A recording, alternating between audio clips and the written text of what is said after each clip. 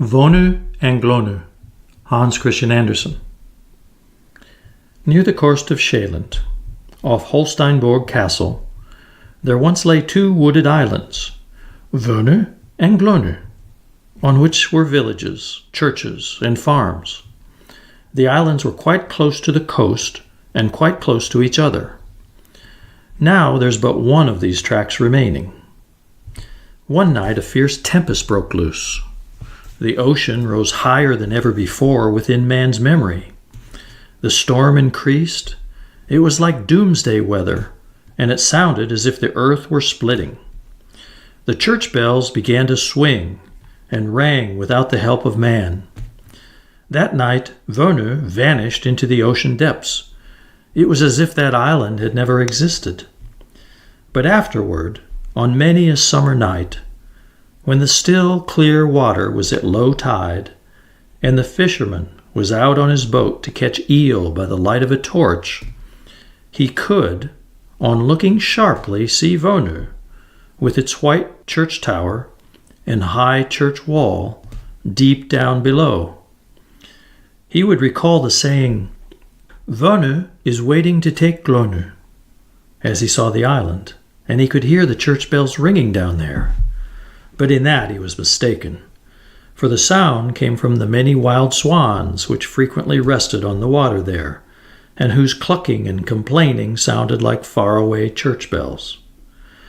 There was a time when there were still many old people in Glano who well remembered that stormy night, and that they, when little, had ridden between the two islands at ebb tide, as we nowadays ride from the coast of Sjælland over to Glano, the water reaching up only to the middle of the wheels. Vano is waiting to take Glano, it was said, and this saying was accepted as certainty. Many little boys and girls would lie in bed on stormy nights and think, "Tonight the hour will come when Vano calls for Glano."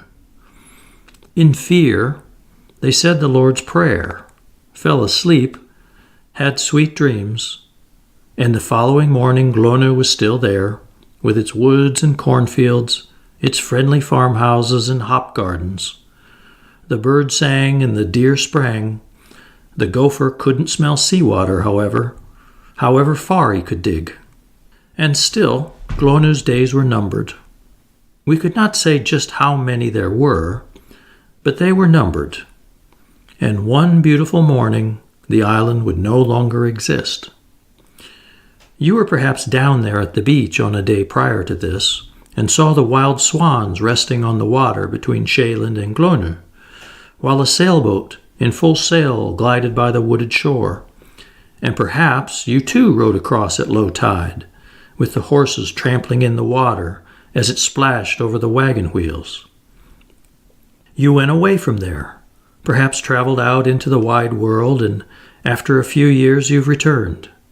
You see the same woods, now surrounding a large green meadow where fragrant hay is stacked in front of pretty farmhouses.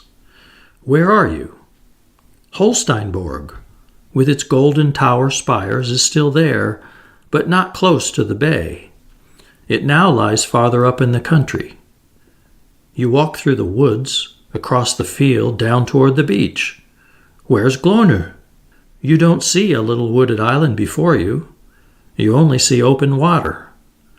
Has Vano finally taken Glano, as it so long ago was expected? On what stormy night did this happen? And when did an earthquake move old Holsteinborg so far inland? There was no stormy night. It all happened on clear, sunny days. Human skill built a dam to hold back the ocean. Human skill dried up the water and bound Glano to the mainland. The bay has become a meadow with luxuriant grass. Glano has become part of Sjælland, and the old castle stands where it always stood. It was not Vano that took Glano, it was Sjælland that through mechanical skill gained many new acres of land. This is the truth. You can find it in the records. Glano Island is no more.